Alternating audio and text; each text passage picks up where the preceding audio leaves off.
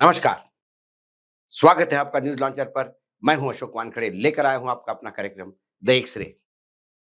बहुत सारी खबरें हैं। होली की आपको सभी दर्शकों को शुभकामनाएँ। लेकिन इस रंग-बिरंगी माहौल में, एक खुशनुमा माहौल में भाजपा के लिए पश्चिम बंगाल एक चिंता का विषय हो गया है। दीदी चारों तरफ से 2024-26 में होने वाले विधानसभा चुनाव में अपनी तैयारी करती हुई दिखाई दे रही है और बीजेपी के तमाम जगह से उन्हें घेरने का प्रयास कर रही है। ये परसेप्शन की लड़ाई होती है। सबसे पहले मतदाता सूची पे बात कर, दीदी ने बहुत सारी चीजें सामने लाई। चुनाव आयोग में सीधी एंट्री करके हमला बोल दिया और चुनाव आयोग भी थोड़ा बैकफुट पे आता हुआ दिखाई दिया। इससे दीदी ये प्रयास कर रही है कि कम से कम मतदाता सूची में कोई घपला नहीं हो, गड़बड़-झाला ना हो। इसलिए उन्होंने डिमांड भी की है कि हमें 3 सूचियाँ दी जाए। जो नए लोग मतदाता जोड़े गए उनका अलग से लिस्ट, जिनको ड्रॉप किया गया है उनकी अलग से लिस्ट और एक फाइनल सूची जो मतदाताओं की सूची होगी, ताकि पार्टी भी अपने लेवल पे काम करे और पार्टी ये समझे कि जिनको निकाला गया है वो किसी टारगेट के तहत निकाला गया है या वैसे ही निकले हैं। जो जोड़े गए हैं वो किसी राज्य के मतदाता तो नहीं, यहाँ किसी एक राजनीतिक दल को फायदा पहुंचाने के लिए जोड़े जाते हैं। और दीदी ने जो आरोप लगाए उसके प्रूफ भी बाकायदा दीदी ने चुनाव आयोग के सामने रखे। एक परसेप्शन वो हो जाता है कि जहां चुनाव आयोग ही टीम बन के किसी के साथ लड़ने के लिए बैठती है, तो उसे वहां रोकने का प्रयास दीदी जिस हिसाब से कर रही है, उससे लगता है कि कहीं ना कहीं चुनाव आयोग को भी 3 बार सोचना पड़ेगा कि बाकी राज्यों के जो खेल हैं वो बंगाल में नहीं चलेंगे। दूसरा परसेप्शन है कि तृणमूल कांग्रेस जीतने जा रही है, क्योंकि ये चौथी बार होगा दीदी फिर सत्ता में वापस लौटेगी और एक रिकॉर्ड होगा। दीदी के सामने एक समय था कि जो वामपंथी दल और कांग्रेस के सामने दीदी थी, अब वामपंथी दल और कांग्रेस हाशिए पे लग गए, तो वहां भारतीय जनता पार्टी और दीदी आमने सामने है। ऐसे में यदि तृणमूल कांग्रेस में आने वालों की लाइन लगती है, तो एक परसेप्शन बनता है कि आने वाला चुनाव 2024 का फिर दीदी के पक्ष में होगा और यही परसेप्शन कई जगह आपको एज दे जाता है। क्या बंगाल में इस परसेप्शन के साथ दीदी कोई खेल नया रच रही है? तृणमूल कांग्रेस की हल्दिया की विधायक तापसी मंडल, जिसके ऊपर पहले भी हमने एक वीडियो बनाया था। तृणमूल कांग्रेस तापसी मंडल ने टीएमसी ज्वाइन करके बीजेपी को एक बड़ा झटका दिया और 2026 के पश्चिम बंगाल चुनाव के पहले से एक परसेप्शन बनाने की लड़ाई चल रही है, जिसमें अभी तो कम से कम दीदी 2 कदम आगे दिखाई देती है।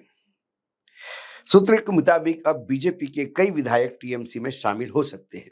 ममता बनर्जी ने पार्टी के पदाधिकारियों को उन विधायकों के और नेताओं के संपर्क करने की बात कही है जो टीएमसी छोड़ के बीजेपी में शामिल हुए थे। वो वापस क्या टीएमसी में आ सकते हैं? 2021 की विधानसभा में बीजेपी के 12 विधायक, यानी 2021 के विधानसभा चुनाव के नतीजों के बाद करीब-करीब बीजेपी के 12 विधायक टीएमसी का दामन थाम चुके हैं। चुनाव के नतीजों के बाद जो बीजेपी की संख्या 77 थी, वो घट के अब 65 हो गई है।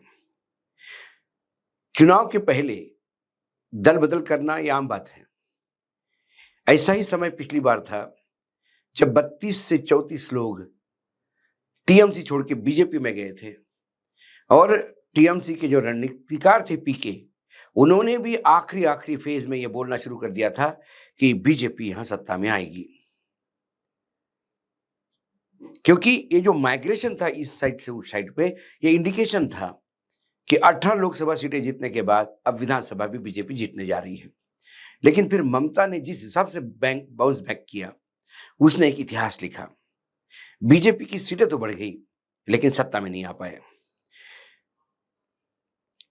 बंगाल में बीजेपी के विधायक टीएमसी में एंट्री जो कर रहे हैं, उसको एक अलग दृष्टि से देखा जा रहा है। तापसी मंडल ये सिर्फ एक विधायक नहीं है। तापसी मंडल के पीछे कई ऐसी चीजें हैं जो एक लंबा प्लान था टीएमसी का, जिसमें तापसी मंडल टीएमसी में ज्वाइन करना एक कड़ी थी। क्योंकि शुवेंदु अधिकारी और तापसी मंडल इसमें एक इक्वेशन था। शुवेंदु अधिकारी जो बीजेपी के वहां प्रदेशाध्यक्ष है, उन्होंने बहुत सारा काम और दामोदमार उनका तापसी मंडल पे था, जिस तापसी को अपने पास खींच कहीं ना कहीं शुवेंदु को कमजोर करने की बात टीएमसी ने कुछ हद तक की है। शुवेंदु ने टीएमसी और वामपंथी दलों के कई नेताओं को बीजेपी में लाकर मेदिनीपुर जिला, जो एक जमाने में सीपीएम का गढ़ हुआ करता था या बाद में टीएमसी का, उसको उन्होंने बीजेपी का गढ़ बना दिया। खुद उन्होंने नंदीग्राम से ममता बनर्जी को विधानसभा चुनाव में हराया था। 2023 के पंचायत चुनाव में भी बीजेपी ने अपना किला अच्छी तरह से संभाल लिया। बोर्ड के चेयरमैन में जरूर कुछ दल बदल का जादू चला, लेकिन शुवेंदु ने यह बता दिया कि मिदनापुर ये अब उनका जागीर है। 2021 में ममता बनर्जी की हार को टीएमसी अभी भूली नहीं है। ममता के भतीजे अभिषेक बनर्जी लगातार ये संकेत दे रहे हैं कि आने वाले चुनाव में वो शुवेंदु अधिकारी को हरा कर अपना बदला लेंगे और उसके लिए वो सारे हथकंडे अपना रहे हैं। चौथी बार सत्ता में वापस आना है, बीजेपी को रोकना है और मेदिनीपुर जिले में जो बीजेपी का गढ़ है उसे छेदना है। तो मंडल को, तापसी मंडल को अपने पास लाना ये बीजेपी को, टीएमसी को जरूरी हो गया था और टीएमसी ने कर दिखाया। 2021 के विधानसभा चुनाव में बीजेपी ने दूसरे पार्टी नेताओं को टिकट देकर अपनी ताकत बढ़ाई थी और कांग्रेस वाम दल को बेदखल करते हुए मुख्य विपक्षी दल का तगमा हासिल किया। 2016 में बीजेपी को 294 सदस्यों वाली पश्चिम बंगाल विधानसभा में केवल 3 सीटों पर जीत मिली थी। इस बार 77, 16 में बीजेपी का वोट शेयर मात्र 10% था। 2021 में वो 38% हो गया। 2024 के लोकसभा में वो 39% के आसपास पहुंचा और टीएमसी का 46% के आसपास। इस चुनाव में इतना तो तय है कि पश्चिम बंगाल में अगले साल मुकाबला टीएमसी और बीजेपी के बीच में है और इसीलिए टीएमसी अभी से एक परसेप्शन बनाने में लगी है कि बीजेपी के बड़े बड़े नेता टीएमसी में शामिल हो रहे हैं। टीएमसी चुनाव आयोग की कोई चाल चलने नहीं देगी, उन्हें वही ब्लॉक करने का प्रयास करेगी। इसका मतलब टीएमसी फिर सत्ता में वापस लौटना करीब करीब पक्का मान रही है। वामपंथी दलों का शासन भी 34 साल चला, मगर राज्य की ग्राउंड पॉलिटिक्स की एक और खासियत है, विचारधारा के प्रति कट्टर माने जाने वाली जनता भी सत्ता परिवर्तन के बाद पॉलिटिकली यू टर्न लेती है। अभी टीएमसी में कांग्रेस, सीपीआई, सीपीएम जैसे वामपंथी दलों के कार्यकर्ताओं की भरमार है। बीजेपी ने जब पश्चिम बंगाल में अपनी ताकत मजबूत की तो टीएमसी के अलावा लेफ्ट के वर्कर भी भगवाधारी बने। तापसी उन्हीं में से एक थी। लेफ्ट के खिलाफ लंबा संघर्ष करने वाली ममता बनर्जी की सत्ता की ताकत और पॉलिटिकल चेंज को जानती है। आज यह हालात है कि पश्चिम बंगाल में कांग्रेस और लेफ्ट खत्म हो चुकी है। विपक्ष को कमजोर करने के लिए विधायकों को अपने पाले में करना, यह ममता बनर्जी की बीजेपी से भी पुरानी रणनीति रही है। 2011 से 2021 के बीच कांग्रेस और वामपंथी दलों के लगभग 30 विधायक टीएमसी में शामिल हो गए थे।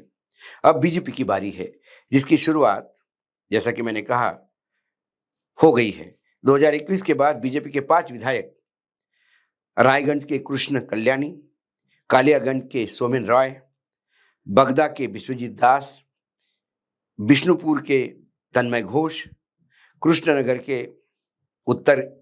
उत्तर के मुकुल रॉय, टीएमसी में चले गए थे। फिर अलीपुर द्वार से पहली बार विधायक बने सुमन कांजीलाल और हरकाली प्रेतिहेर जैसे विधायक भी बीजेपी का दामन छोड़ टीएमसी की गोद में जाके बैठे। अब बीजेपी के पास अब तक जो मैंने कहा 12 विधायक है जो टीएमसी में 2021 के बाद शिफ्ट हो चुके हैं। हद तो यह है कि 14 साल के विधानसभा अध्यक्ष किसी भी दल बदले विधायक के खिलाफ कार्रवाई नहीं की। सूत्रों के अनुसार टीएमसी ने चुनाव से पहले ही बीजेपी में भगदड़ मचाने की प्लानिंग की है और इसकी शुरुआत भले ही 12 विधायकों से नहीं, क्योंकि चुनाव सर पे है। ऐसे में जो तापसी मंडल है, मुझे लगता है यहां से अभी नई शुरुआत मानी जाएगी, क्योंकि 21 से अभी तक जो 12 विधायक बीजेपी के आ गए, उनमें से वो लोग थे कि जो टीएमसी से उधर गए थे, फिर वापस घर वापसी हुई, उन्हें पश्चाताप हुआ, कुछ लोग पहले आ गए, कुछ लोग बाद में आ गए, ऐसा कई बदलाव हुआ। लेकिन तापसी मंडल का केस ऐसा है कि पहले वामपंथी थी, फिर बीजेपी हो गई, फिर बीजेपी से वो टीएमसी हो गई। उन्हें घर वापसी नहीं बोलते, लेकिन ये दल बदल है। लेकिन ये बात भी सही है, जैसा कि मैंने कहा, कि इन पूरे पीरियड में कितनी दल बदल हो गए, लेकिन स्पीकर महोदय शांत है। ये लोकतंत्र है। जब बीजेपी के स्पीकर को महाराष्ट्र में कटघरे में खड़ा किया जाता है क्योंकि दल बदल कानून में उन्होंने अपनी मर्जी से काम किया, तो बंगाल भी उसमें अछूता नहीं है। मैं बार बार कहता हूं कि सत्ता का एक कैरेक्टर होता है। राजनीतिक दल कोई भी हो, विचारधारा कोई भी हो, एक बार सत्ता में आने के बाद सत्ता के कैरेक्टर में ढल के फिर वो लोग वही करते हैं जिसको करने पे वो लगातार आंदोलित होते हैं। आज एक श्रेणी में इतना ही। कल फिर आता हूं किसी विषय के साथ। तब तक के लिए नमस्कार। देखते रहिएगा न्यूज लॉन्चर।